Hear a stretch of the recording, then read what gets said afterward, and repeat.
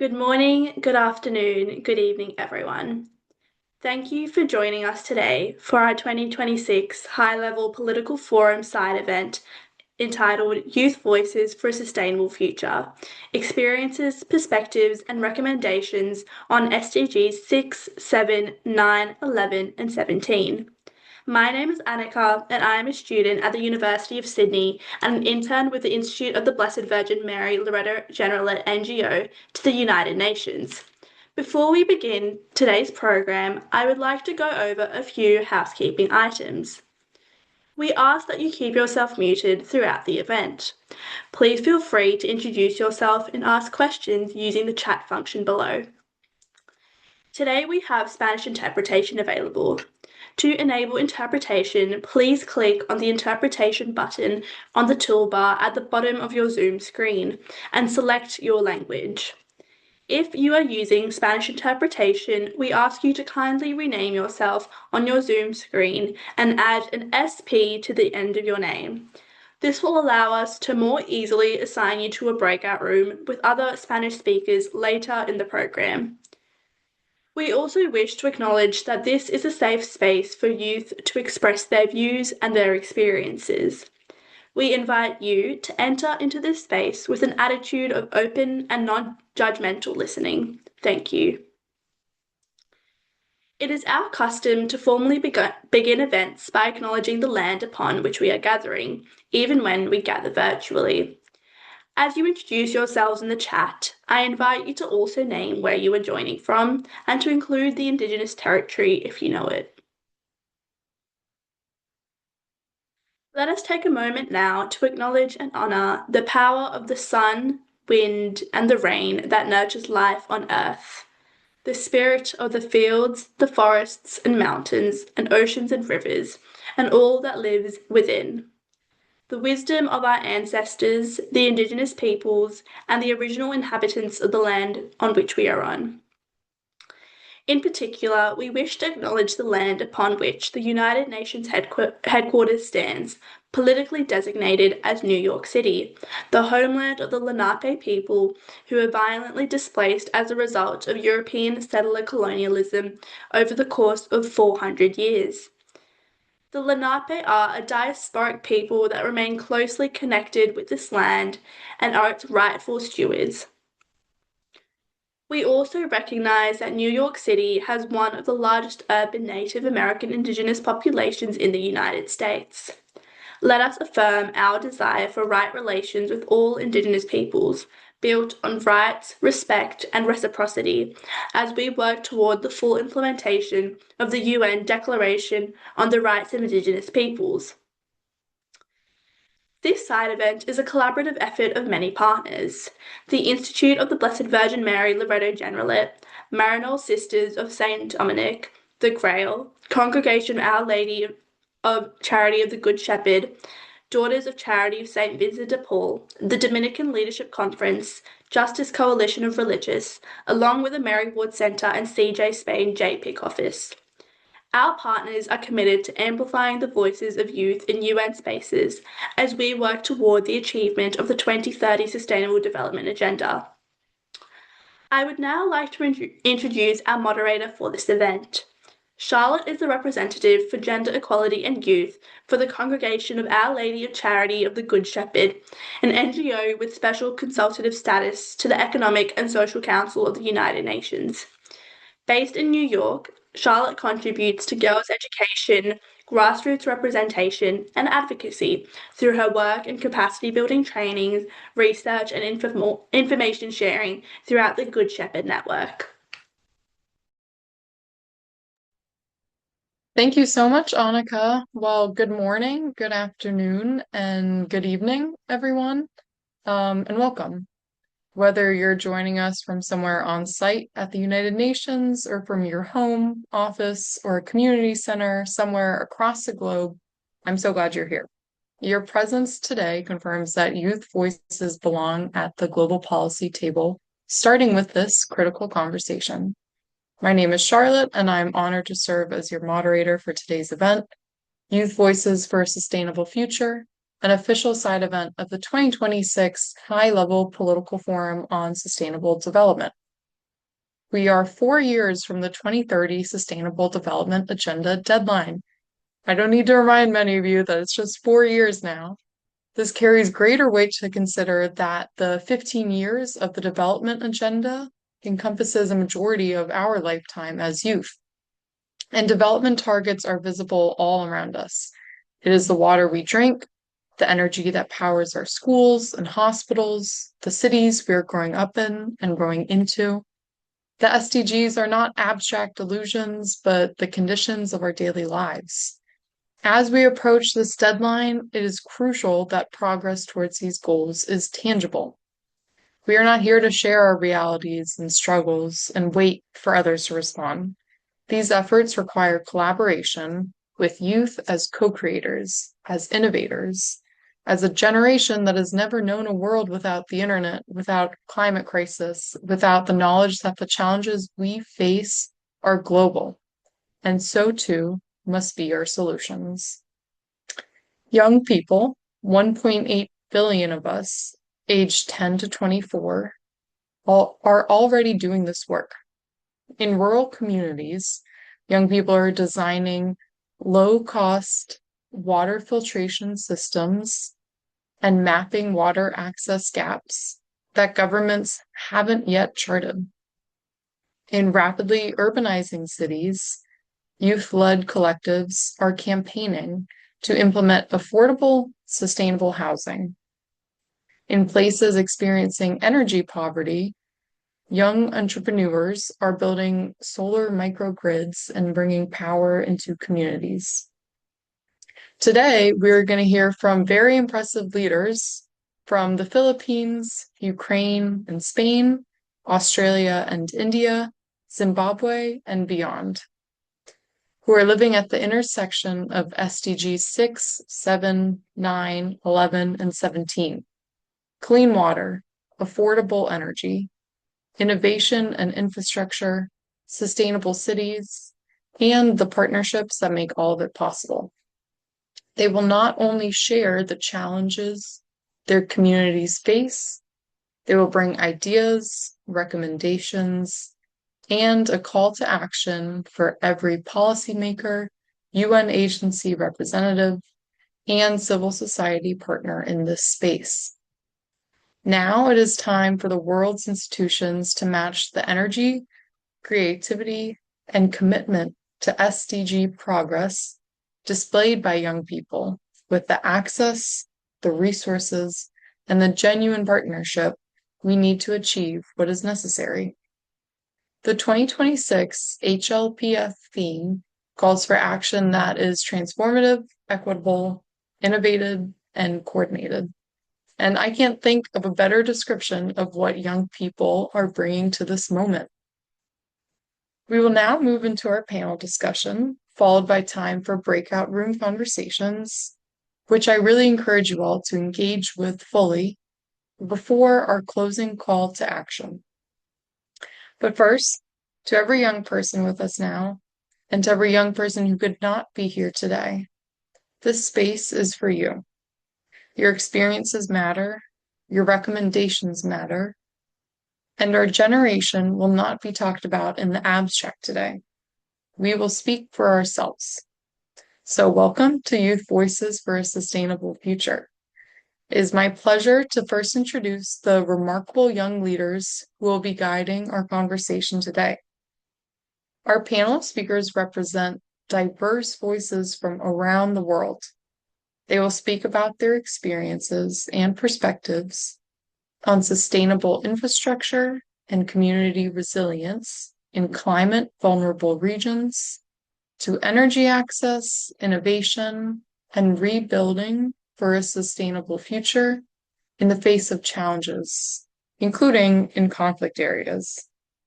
They'll bring forward the collective desires of the generation to build a world where all young people can thrive and be confident in their future.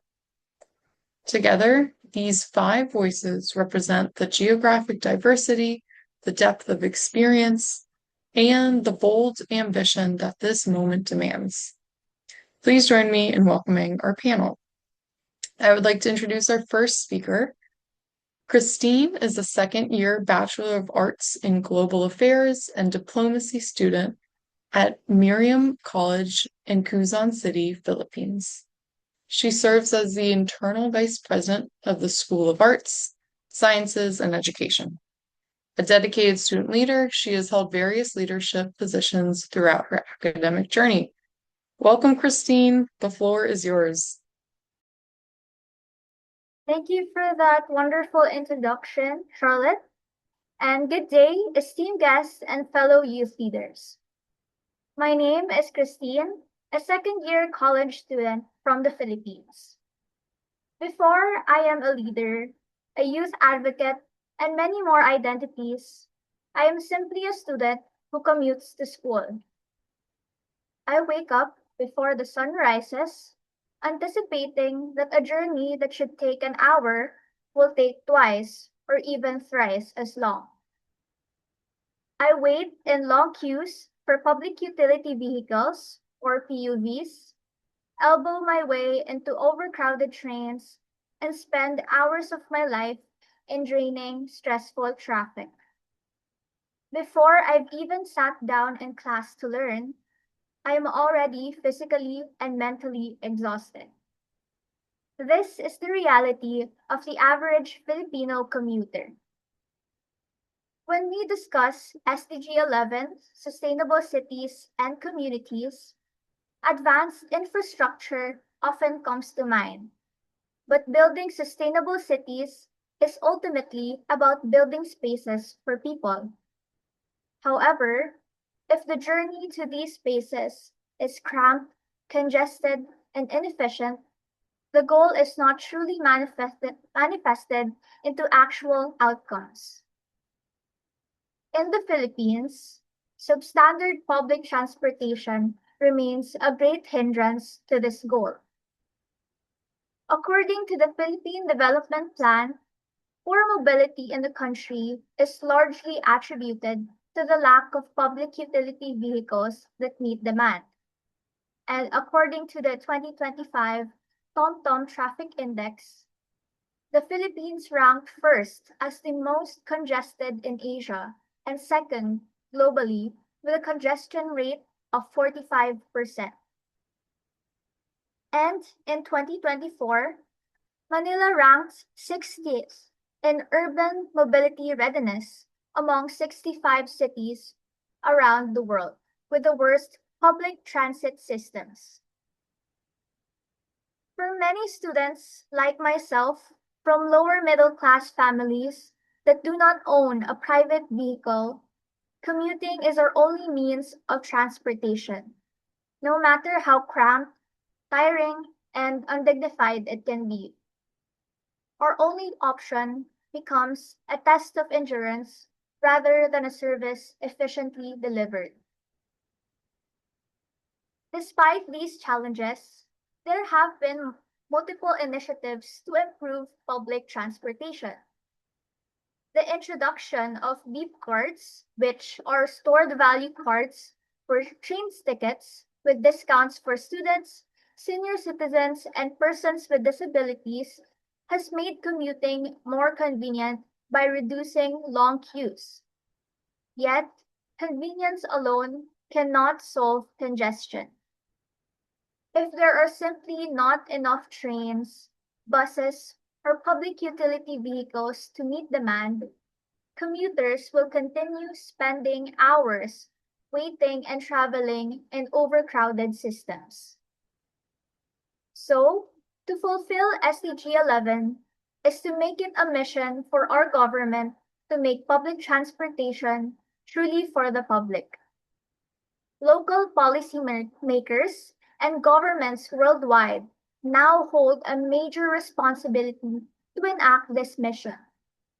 Its first steps should begin with prioritizing reliable public transportation through modern transport technology, increasing the number of public utility vehicles, allocating sufficient budgets, expanding train systems, and investing in electric vehicles to reduce emissions while improving passenger comfort.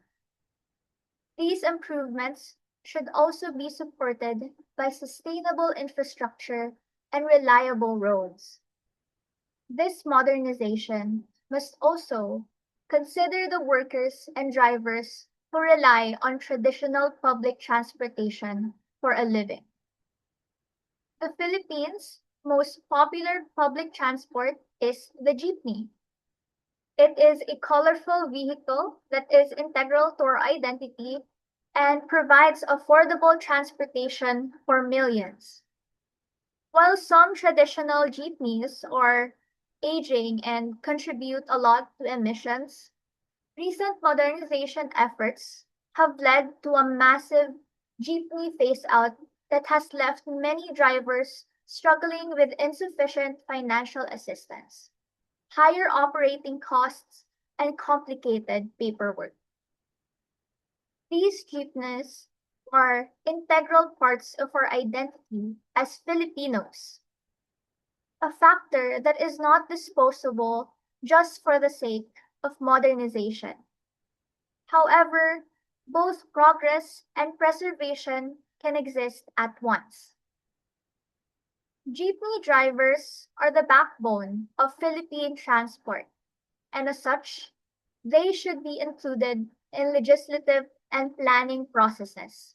And the government should ensure that the workers themselves do not bear the costs. By simplifying the transition process and providing equitable financial assistance, we can preserve our culture while creating a transport system that is efficient, just, and inclusive. This way, public transportation, public transportation is not just improved for the people in the passenger seats, but also for those who operate the steering wheel.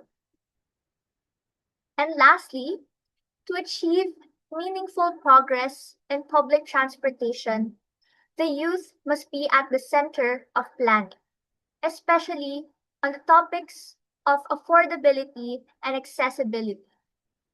As digital natives, we can help develop user-friendly applications with centralized information on routes, schedules, online ticketing, and real-time congestion updates. We can also contribute innovative ideas for cycling infrastructure, pedestrian-friendly spaces, and a stronger public transit connections because students and young professionals experience these commuting realities daily. With more young people in the driver's seat of advancement, a brighter future for public transportation is imminent. Filipinos and communities worldwide deserve a public transport system that works with them, not against them. Students deserve to pursue their education without worrying about exhausting commutes. Transport workers deserve to be included in the systems they help sustain. And nations deserve to have a secure and accessible journey to their destinations.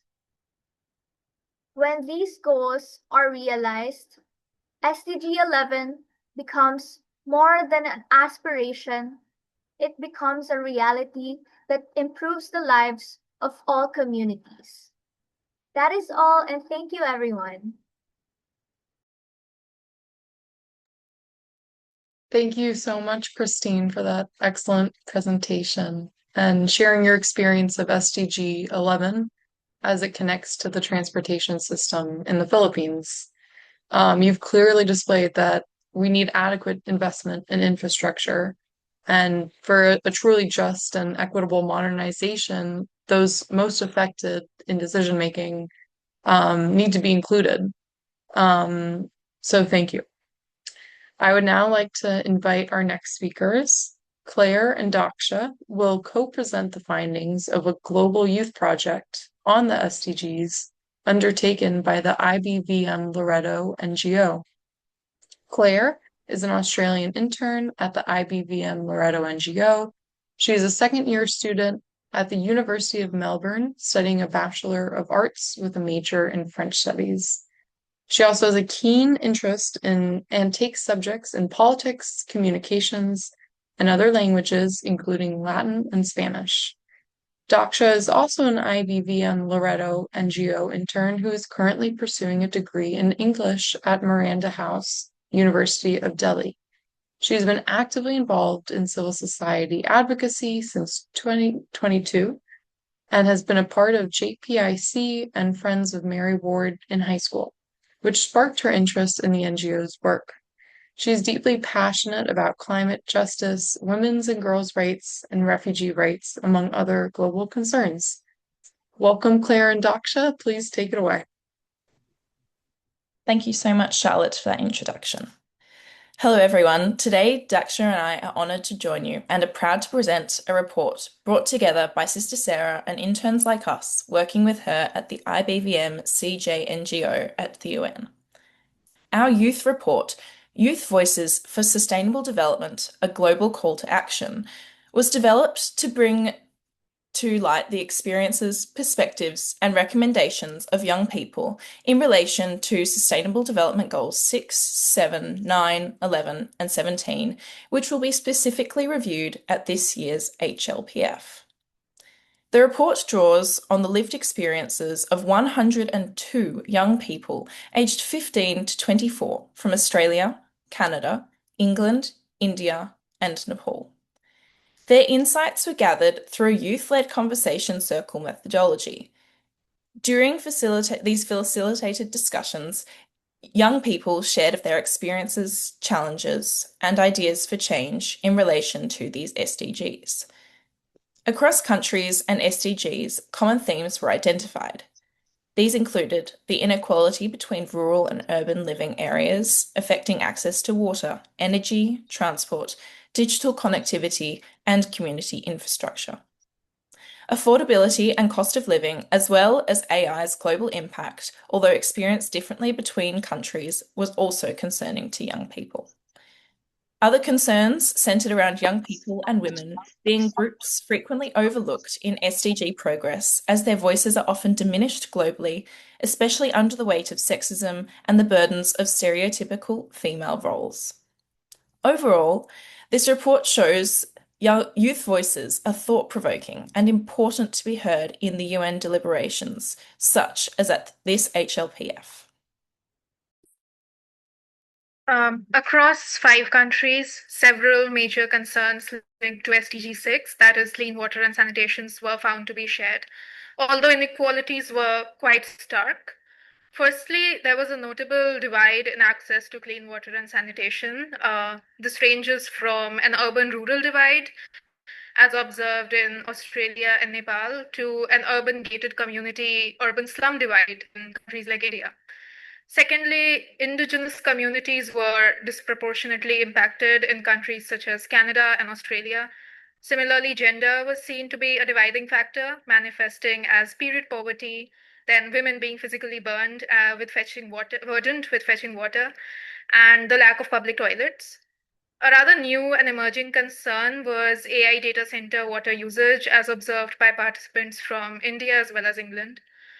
There were stark differences in the immediacy of the crisis across countries. Participants from India and Nepal were found to be severely affected themselves, while Australian and Canadian participants mostly spoke of the crisis as occurring in other parts of their countries, not directly impacting them. The key recommendation was for investments to be made in the infrastructure to supply and treat water, wastewater, and sewage, and to address water pollution and water shortage. On to SDG 7. Across the conversation circles, participants greatly supported a need to transition to clean energy, but highlighted a significant gap between ambition and reality. In Australia, Canada, and England, participants described how rising living costs can make affording sustainable choices and energy sources unrealistic. In India and Nepal, energy insecurity was more prominent, with frequent power cuts disrupting daily life, education, and community participation. Social barriers towards renewable energy were seen through the economic dependence of nations such as Australia on the fossil fuel industry, through misinformation on this topic, through fossil fuel technologies dominating transport and trade mechanisms, as well as concerns about the fairness of energy transition for regional communities such as mining towns. Solar energy's potential for generating renewable energy, particularly in countries such as India with abundant sunlight and Australia with vast desert space, was also discussed. Barriers to citizens prioritising solar energy included high installation costs, limited battery storage, and government or society stigma around renewable energy. One key recommendation out of many drawn from these conversation circles towards SDG 7 included increasing investment and government subsidies in renewable energy forms like solar and battery storage, as well as apprenticeship programs tied to solar, wind, and EV infrastructure to introduce new jobs for industries being replaced by renewables. With SDG 9, that is industry, innovation, and infrastructure, the most consistent concern was digital connectivity, which was raised across England, India, Nepal, and parts of Australia as impacting educational and opportunities, especially during the pandemic. Once again, the role of under-regulated AI was highlighted here.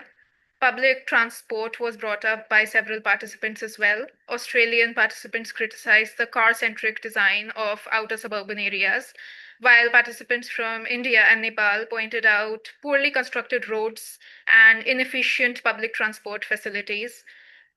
Youth from Nepal even going so far as to identify it as a cause for Gen Z's political uprising in the country. As with many other SDGs, here too, a divide was observed. Australian and English participants discussed improving existing infrastructure, while participants from India and Nepal described the situation as needing building from scratch. English participants also brought up the responsibility of wealthier nations in funding infrastructural development in lower income countries, especially in the light of the climate crisis. A key recommendation was for investments to be made in affordable housing initiatives and sustainable urban development. Now to SDG 11. Through discussions on SDG 11, youth participants shared concerns that many communities are not being designed with young people's well-being, safety, and future opportunities in mind. Housing affordability and rising living costs were major concerns, particularly in Canada, Australia, and England. In the Australian context, it was noted that in new housing estates being created that are more affordable but not necessarily sustainably planned out, creating car dependency and lacking green spaces, job opportunities, and shops. Across all countries, public transport emerged as a critical issue. Young people highlighted problems with affordability, reliability, accessibility, and safety, particularly for young women and young people generally travelling to education or employment in various international transport networks. For example, participants in Nepal noted that unlit streets and unreliable transport can put women at greater risks. Additionally, the inequality between the rural and urban living areas previously mentioned impacts SDG 11. In India and Nepal, concerns focused on poor road conditions, inadequate public infrastructure, and unequal access to basic services. Australian participants noted how some of these factors affect rural communities more, causing cars to dominate. This flows back to SDG 7 and fossil fuel dependence. One of the many recommendations for SDG 11 brought from these conversation circles was to create more formal spaces for youth participation in sustainability planning and policy development. This planning should include stricter building planning regulations for greener, more accessible, and renewable energy dependent cities. Youth from across countries identified three major concerns. That is the gap between commitment and action, which manifests as misaligned governmental policies and priorities in funding and implementation gaps. Youth exclusion from decision making, most notably in Nepal, but also in the countries such as India, and the role of international institutions where concerns regarding the United Nations Authority were shared by Australian participants and the lack of knowledge among most citizens about the SDG framework was highlighted in Nepal. All in all, participants highlighted a need for a change in the way that partnership is approached, from utilizing young people's potential to reassessing governmental and intergovernmental priorities vis-a-vis community involvement and fulfillment of necessities. The ultimate message that participants across countries and social contexts agreed on was that the 2030 agenda cannot be achieved unilaterally. To safeguard future generations while improving lives today, government, society, international organizations, and especially young people must work collaboratively and with urgency to build a sustainable, more equitable world. Thank you. Thank you, Claire and Daksha, for sharing such a fascinating study. You've highlighted some really interesting and valuable comparisons between youth perspectives, and sharing those really clear-cut recommendations that display what priorities are across a number of countries. You've also reiterated the pressing need to include youth in the work to achieve SDGs through collaboration and partnership. So thanks so much for joining us. I'm now happy to welcome our next panelist. Jasmine is a 17-year-old student from Chennai, India. She is engaged in advocacy across a number of fields, specifically for youth and sports, climate justice, and environmental sustainability in the digital era. Jasmine has engaged in numerous UN Commission on the Status of Women sessions across multiple strategic and advocacy roles, including as panelists for events on girls' empowerment, technology, and sustainability, and as a member of the Girls' Statement Writing Core Group. Welcome, Jasmine. You have the floor. Thank you, Charlotte. Hello, everyone, and thank you so much for being here. Greetings from Chennai, India. My name is Jasmine, and I'm incredibly proud to represent Good Shepherd. As a student athlete, I spend a lot of my time outdoors. Because of that, the environment isn't an abstract topic to me. It's my everyday reality. It connects perfectly to what Pope Francis calls integral ecology in Laudato Si, the simple truth that everything is connected. We cannot separate the health of our planet from our health, our education, or our joy. And as the Pope cautions us in Laudato Deum, this climate crisis is right here, knocking on our doors, and the youth are bearing the heaviest weight. When we talk about the SDGs under review today, we aren't just talking about checkboxes on a UN document. We are talking about our daily survival, our mental peace, and our right to a real childhood. To understand what is actually happening to young people on the ground, my sister Anne Rose and I launched a nationwide survey called Outdoors and Youth. We heard from over 260 young people, predominantly school and college students across the states of India.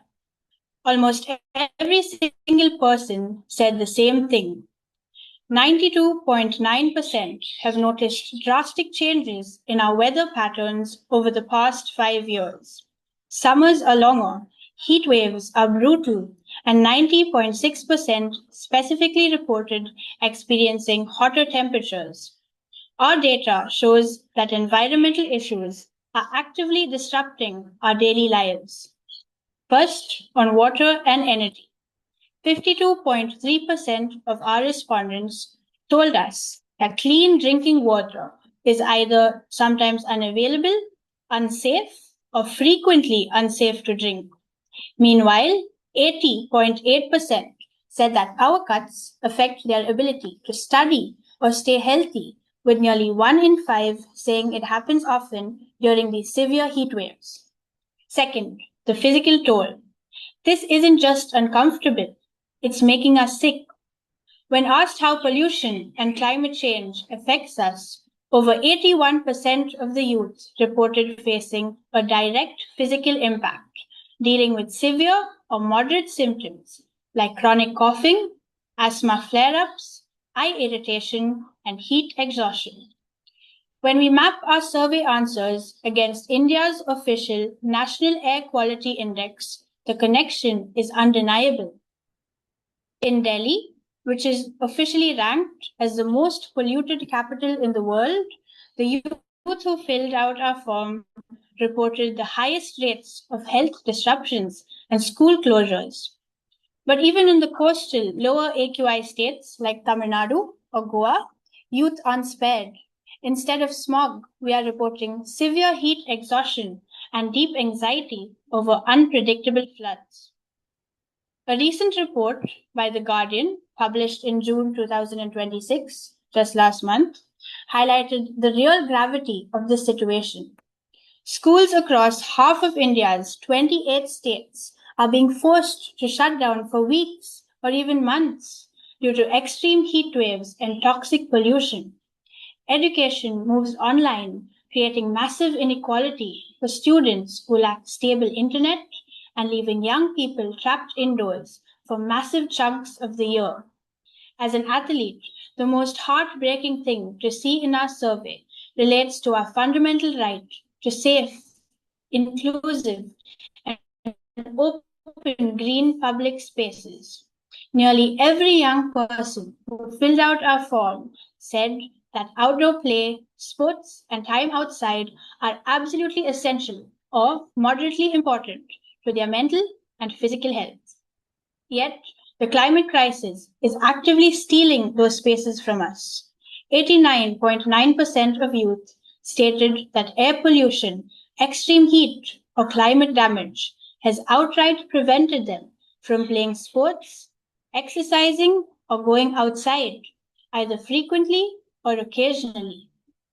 When we are forced to cut our activities short and lock ourselves indoors, we don't just sit there quietly. 86.1% of youth reported feeling deeply frustrated, stressed, angry, or disappointed and sad. Furthermore, 78.9% reported a severe to moderate social or emotional impact, meaning they are missing school, isolated from friends, feeling trapped indoors, and watching their team sports get cancelled. Good Shepherd position papers always remind us that true progress must protect human dignity.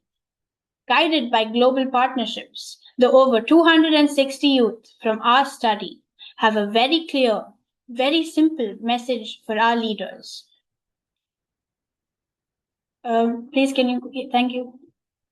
We are asking for three things based on what our respondents voted as most urgent. 1. Protect our right to play. Clean up the air and water around our schools and build more green public spaces, parks, and sports complexes designed for our new climate reality. 2. Build resilient infrastructure. Shutdowns are just a temporary fix. Invest in public transport and clean, eco-friendly infrastructure so our education isn't paused every time the temperature spikes. 3. Partner with youth. Work with us. Our peers suggested that youth and children are involved directly in environmental policy and planning decisions so that we can build solutions together. The youth of India are not just waiting for a sustainable future. We are fighting for it. We are asking UN leaders and our governments to do their part so that we can simply breathe, study, play, and thrive. Let's make a world where the air is clear, the water is safe, and the youth are healthy and happy. I take this opportunity to thank all those who participated in the survey. Alone we are strong, but together we are stronger. Thank you. Thank you so much, Jasmine, for sharing such thorough research and evaluation.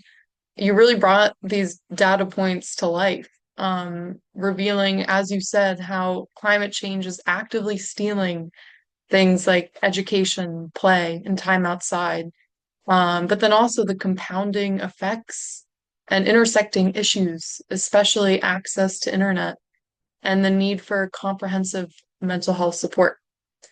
But your three recommendations make it clear what needs to change. So hopefully it's just as easy as that. I would now like to introduce our next speakers, Vitalina and Laura, representing the Congregation of Jesus JPIC office in Spain. Vitalina is a Ukrainian youth delegate to the UN from 2025 to 2026, who specializes in security, defense, and humanitarian demining. For over 5 years, she has been engaged in international advocacy, actively cooperating with international media outlets in Ukrainian, English, and Spanish. As head of the student union at VN Kharkiv National University, Vitalina led a team that developed and implemented humanitarian policy response to the Russian full-scale invasion. Laura holds a degree in business and communication and currently serves as the UN Youth Representative for the IBVM Loreto NGO based in Spain. Deeply committed to youth empowerment, she leads key initiatives like the Generación 2030 in Spain and 2030 Generation in Europe, providing training on the SDGs, encouraging youth to speak about the 2030 agenda. Thank you so much for being here today. You have the floor. Well, hello everyone. It is a true privilege to speak here at this HLPF site event.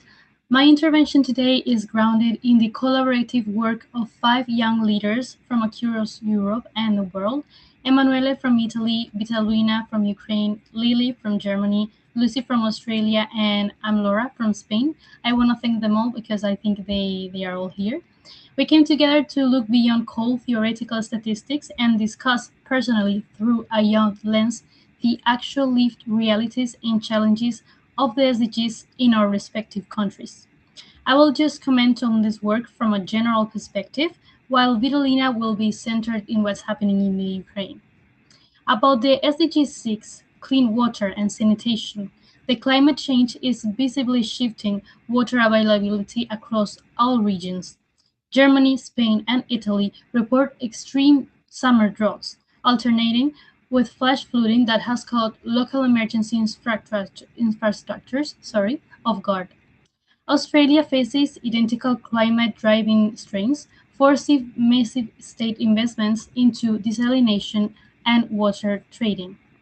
While tap water is generally high quality and affordable across metropolitan Europe and Australia, structural inequalities still persist. Then about SDG 7, affordable, clean and energy, we came to investigate that low-income households in Germany spend up to 10 to 15% of their budget on electricity, while in Italy, for example, energy and housing costs combined swallow over 60% of an average worker incomes. In Australia, vulnerable households spend up to 10% of disposable income in utilities. Going on about the SDG 9, industry innovation and infrastructure, the traditional non-eco-friendly building materials still dominate to build houses. In Spain and Australia, older housing stocks lacks proper thermal isolation, so they make home notoriously hot in summer and cold in winter. However, green building regulations are growing, and major European cities like Madrid or Pavia are successfully implementing low-emission zones, little by little, and electric bike networks. Then, lastly, about the SDG 11, sustainable cities and communities, the acute housing crisis in Spain is really hard because the average rent consumes nearly 99% of a young person month salary, forcing 75% of youth under 34 to live with their parents and delaying independence to an average of 30. In Germany and in Italy, poverty values force youth also to stay indefinitely in shared flats. Australia mirrors this exact affordability crisis, with property values considered among the most expensive in the developed world. This, of course, draws a direct line between housing insecurity and the demographic decline. Now Vitalina will speak, highlighting the situation of Ukraine. Thank you. Thank you, Laura, and it's a great pleasure and honor to be part of this HPLF side event, especially as a former Ukrainian youth delegate to the United Nations. I will be sharing the same perspective on the same SDGs. However, let's say reporting from the ground, as I'm now based in Kyiv, Ukraine. So as for SDG 6 on clean water and sanitation, only 68% of our population has active and stable connection to a centralized water grid.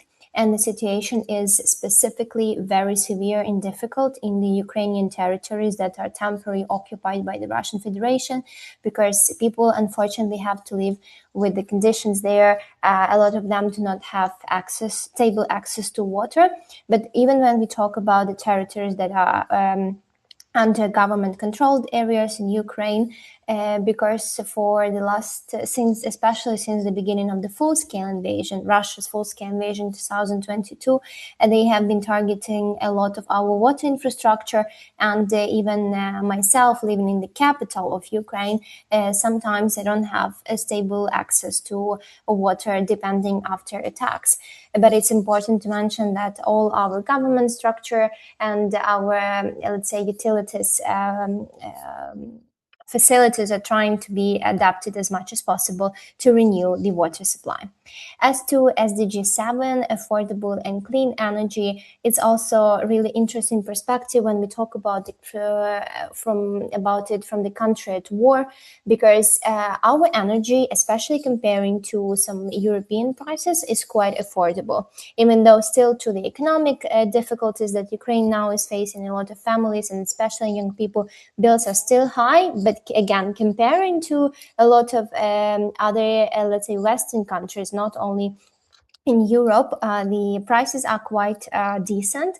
However, again, since 2022, Russian Federation has been targeting our energy infrastructure, and that is why there is not a single household in Ukraine that had a stable energy connection for the last 5 years. And this is very difficult because when you think about electricity and energy, we as young people, what can we think about? Okay, of course it's light, of course it's Wi-Fi. I mean, maybe it will be difficult to reach something on social media, even though connectivity is extremely important. But when we talk about the context of Ukraine, energy a lot of times also means heating. And in Ukraine, where our energies can go down like around 22% below 0 Celsius. It's a really cold weather in Fahrenheit. I cannot calculate right now in my mind, but it's a really cold weather.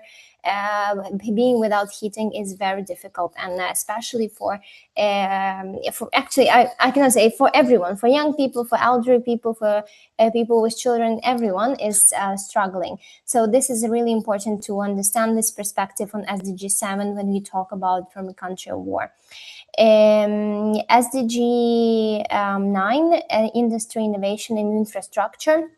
Again, a lot due to the war, Russia's war in Ukraine, a lot of our infrastructure has been completely demolished or slightly or just targeted. That's why we need a lot of infrastructure rebuilding right now.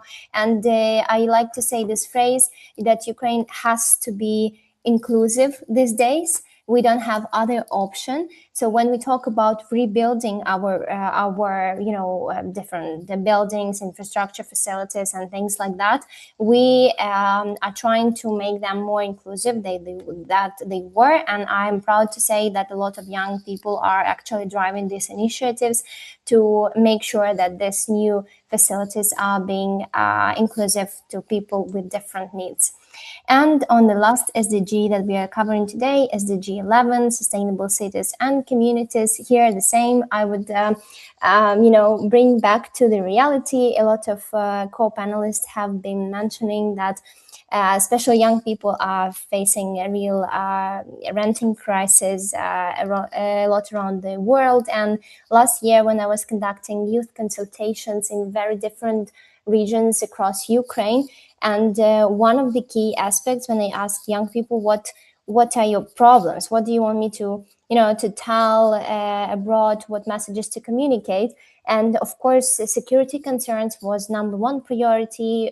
Things about what we don't know what will be in the future, planning, but also renting problem was, let's say, top 5 definitely. So the prices are increasing in Ukraine as well. And I think on SDG 11, this will be the only SDG from what we discussed that will be actually really similar problems that we face with other co-panelists mentioned here.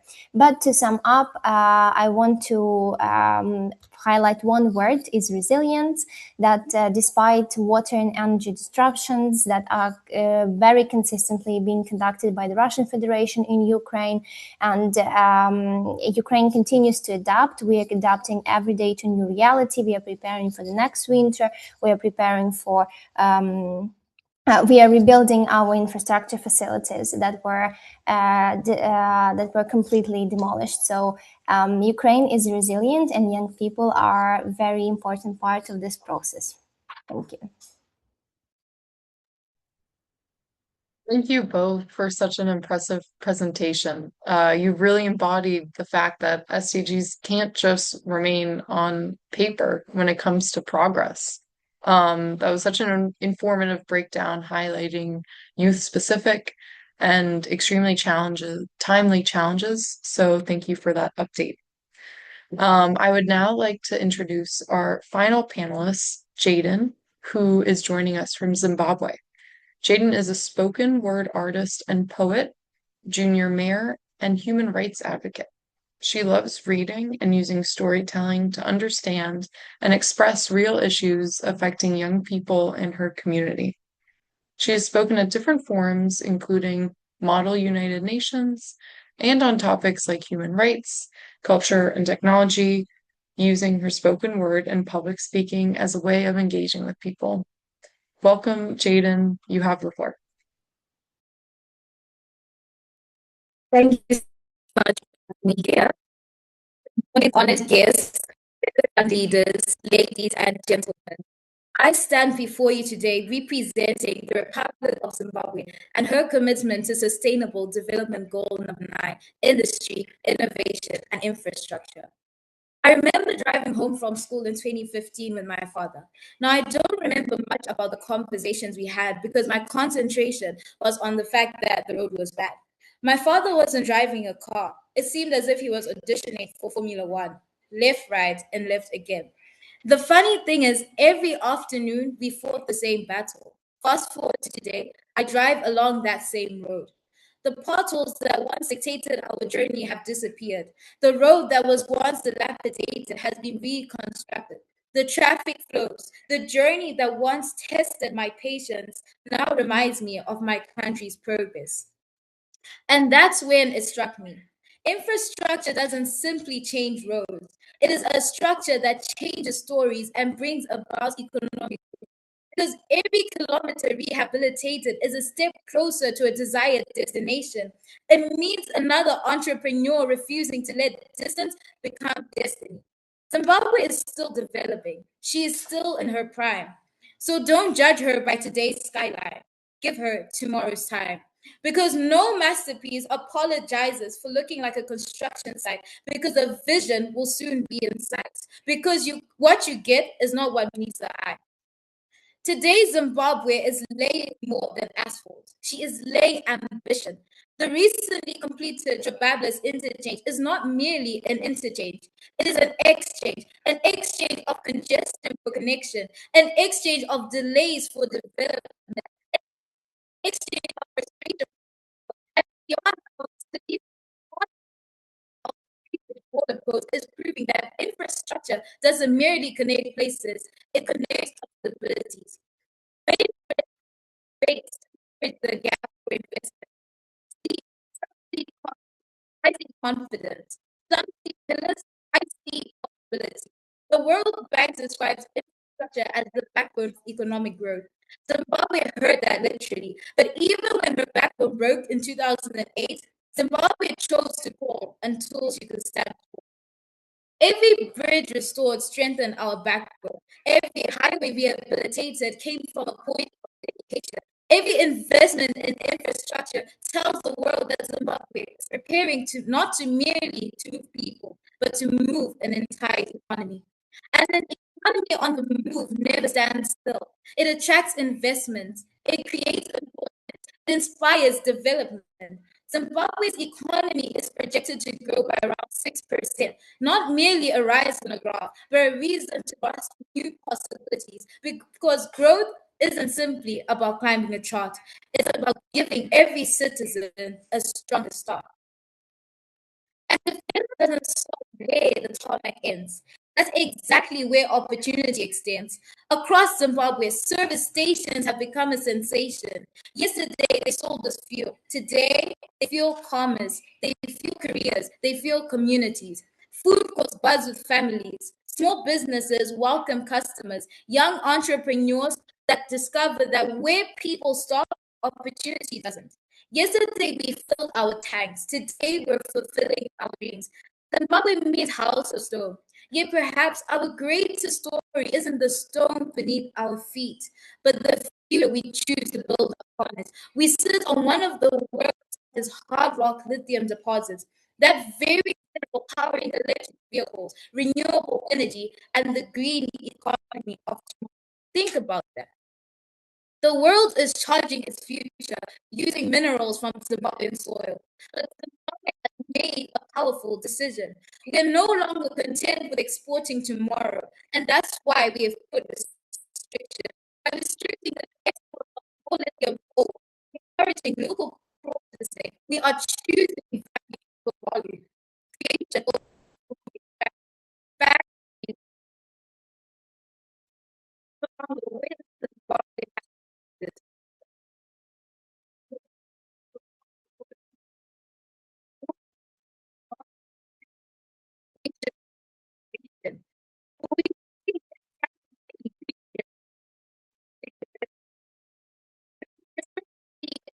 In what a nation extracts.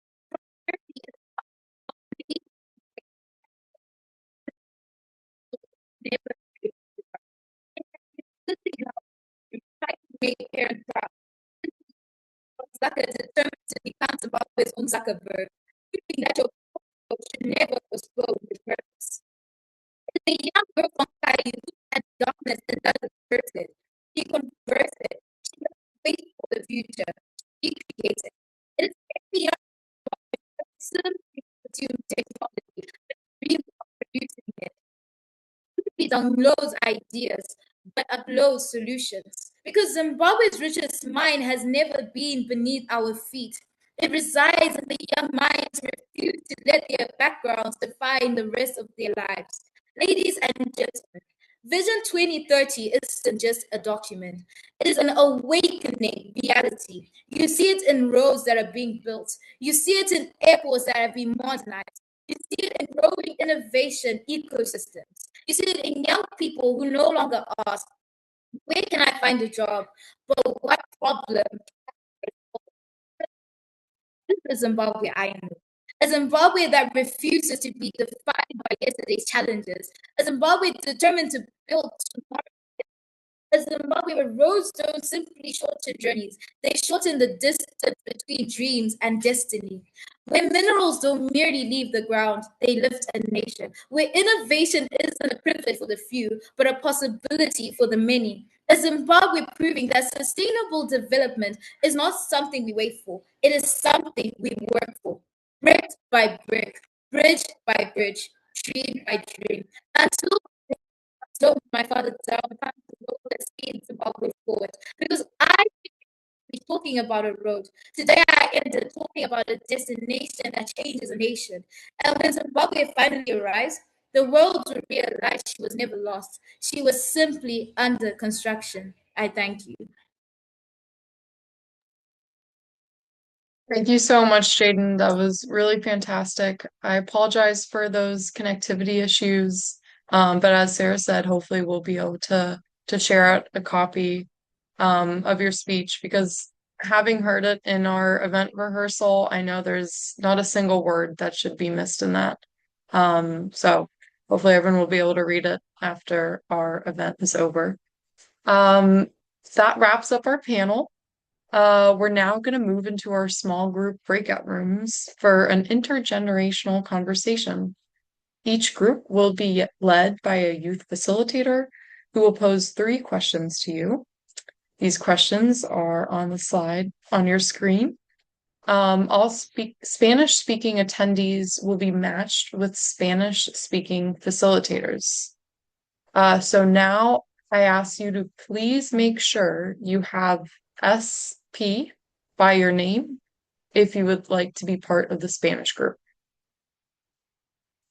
So each group will have about 20 minutes for this conversation. We invite you to begin with a round of introductions. You can share your name and where you're joining from, and then we will invite deeper reflection on the theme of our event.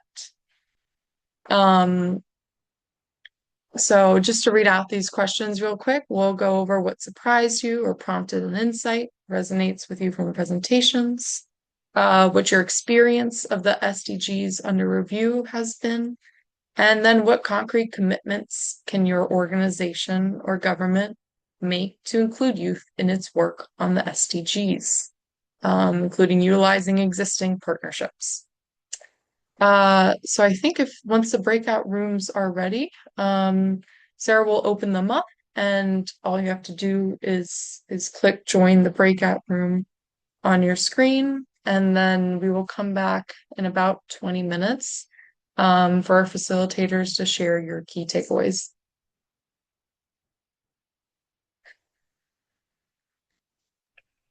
Thanks, Charlotte. I think the rooms are still being made, so we'll just wait a moment. Great, thank you. And I guess I'll just remind again, if you would like to be in the Spanish-speaking room, please have SP next to your name. Thank you.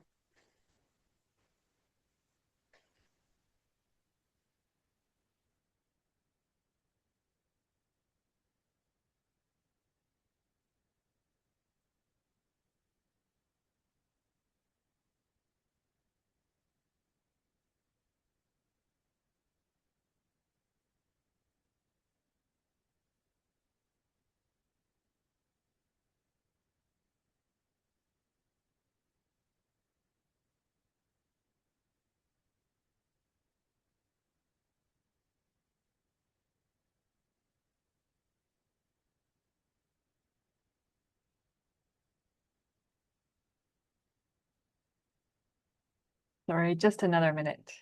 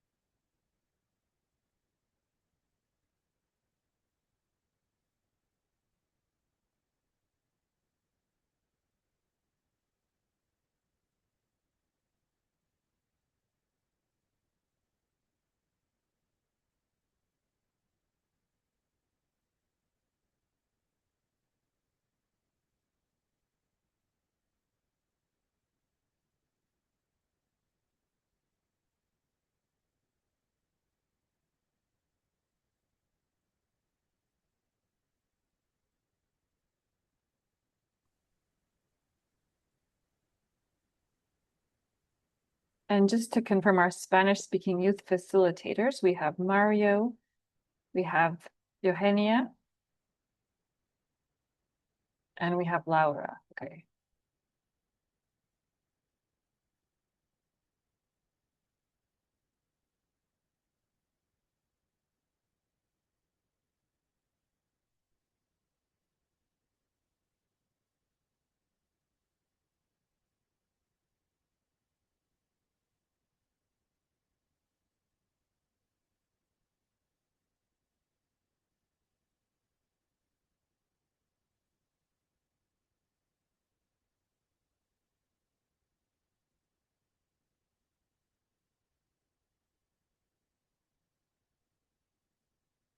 Teresa, do you have an update on the rooms? Yep, I'm working on getting them sorted. Okay, thank you.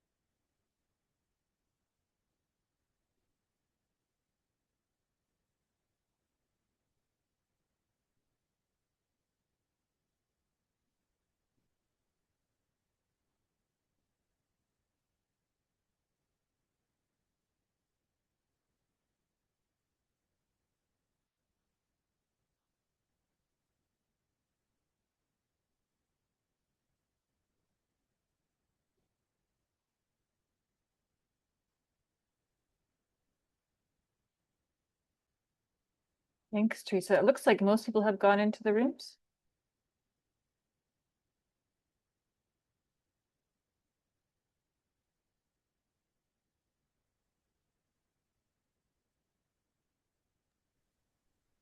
If anyone is struggling to join your breakout room, please send us a message in the chat box and we can help direct you to the room.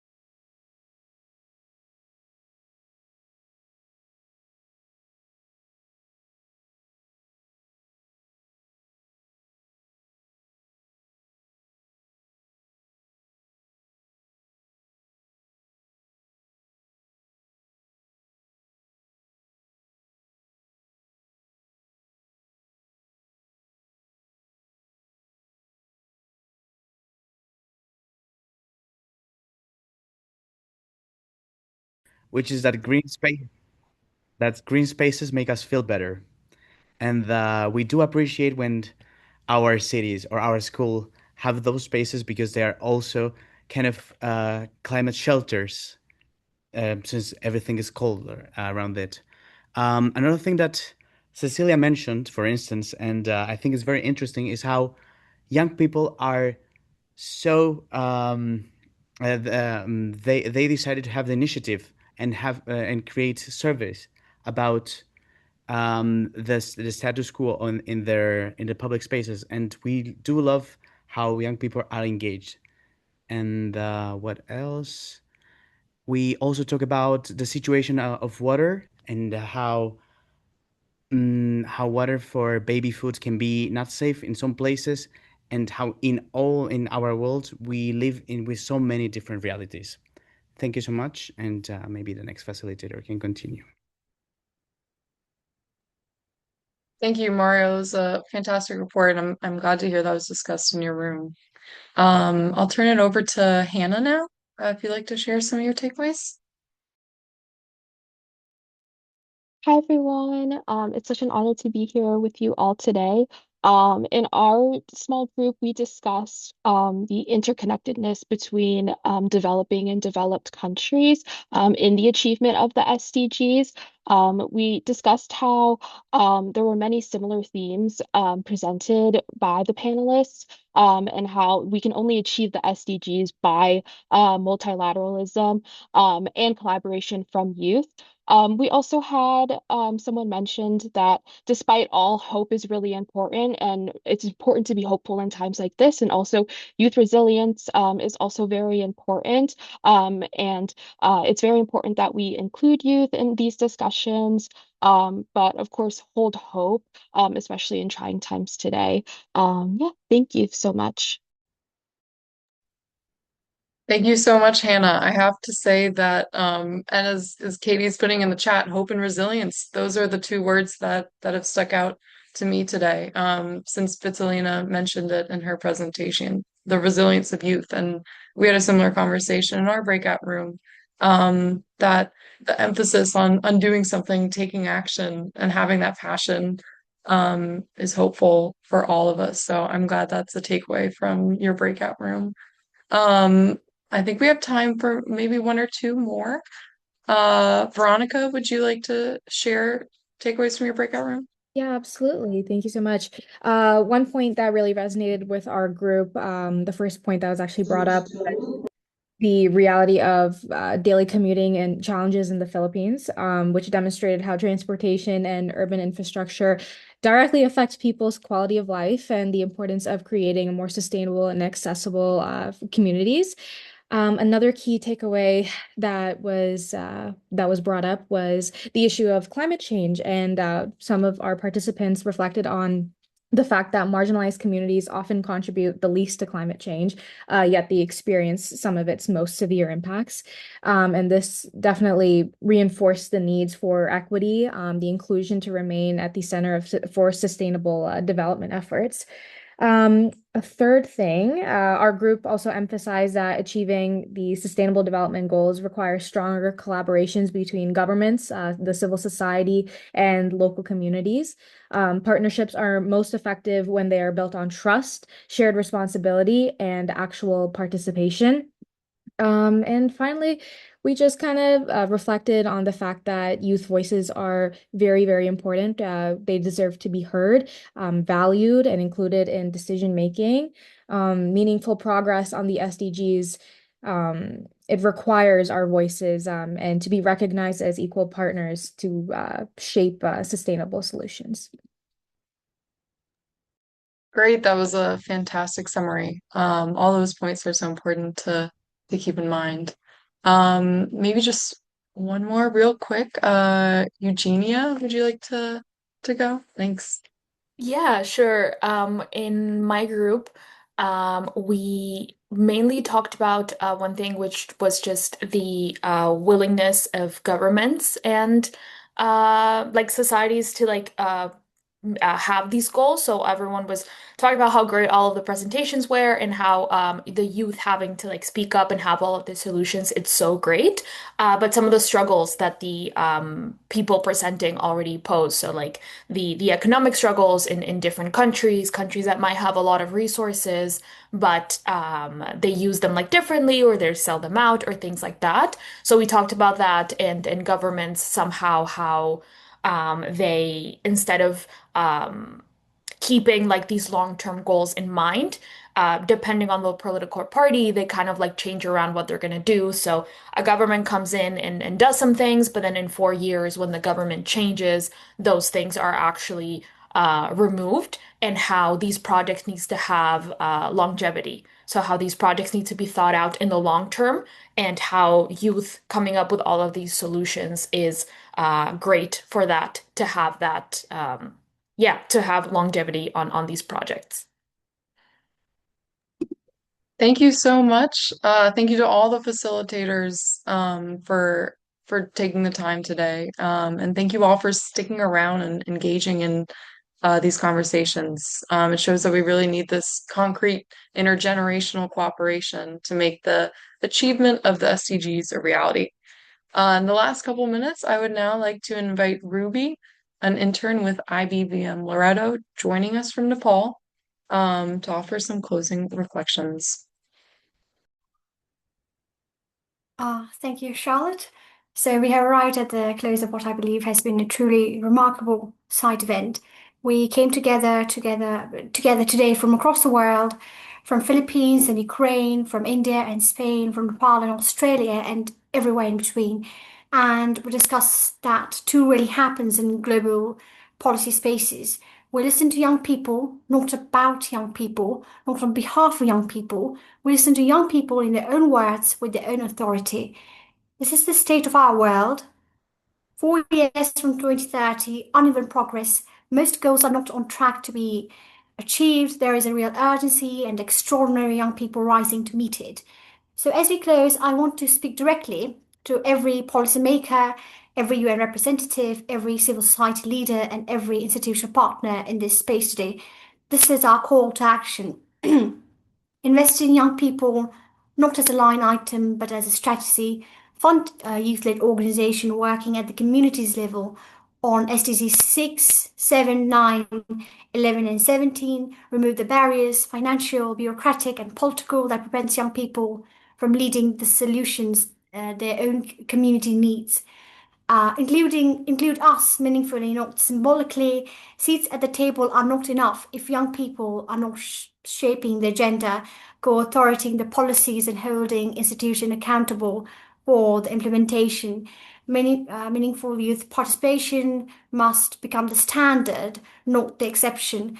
Trust our expertise and our vision. The young leaders you heard from today are not the future of this work, they are the present. They bring lived experience, technical knowledge, and community credibility that no consultant report can replicate. Listen to them, resource them, partner with them. And to every young person who participated today, as a panelist, as a breakout conversation contributor, as an attendee, don't leave this space and wait for permission to act. You already have everything you need. Take the connections you made today, take the ideas you had, and carry them back to your communities, your organization, and your advocacy. The 2030 agenda will not be achieved without us, but with us, truly, with us, it can be. Thank you. Before we close, I want to take a moment to express our deepest gratitude to everyone who made today possible, to our generous event sponsor, the Institute of Blessed Virgin Mary, Laureate Generalate, the Maryknoll Sister of St. Dominic, the Grail, the Congregation of Our Lady of Charity of Good Shepherd, the Daughter of Charity of St. Vincent de Paul, the Dominican Leadership Conference, and the Justice Coalition of Religious. Thank you. Your commitment to youth voices and to SDGs made this platform possible. To our wonderful event partners, the JPIC office in Spain and the Mary Ward Center in Toronto, thank you for your collaboration, your support, and your belief in this work. To our youth panelists, thank you. You showed up with courage, with clarity, and with an unshakable commitment to your communities. You are the heart of this event, and we are grateful beyond words.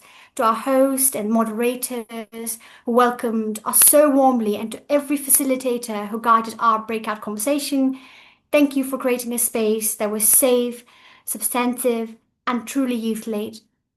And finally, to every single attendee who joined us today, whether from United Nations headquarters in New York or somewhere across the globe, thank you for your time, your engagement, and your presence. You make this dialogue real.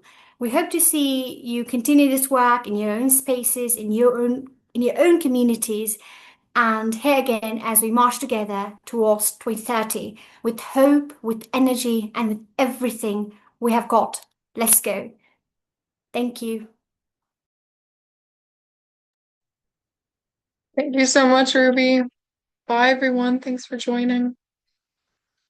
And special shout out to our tech crew behind the scenes and to our Spanish interpreter. Thank you so much for your help. Thank you so much, Carol. Thank you. Such a beautiful event.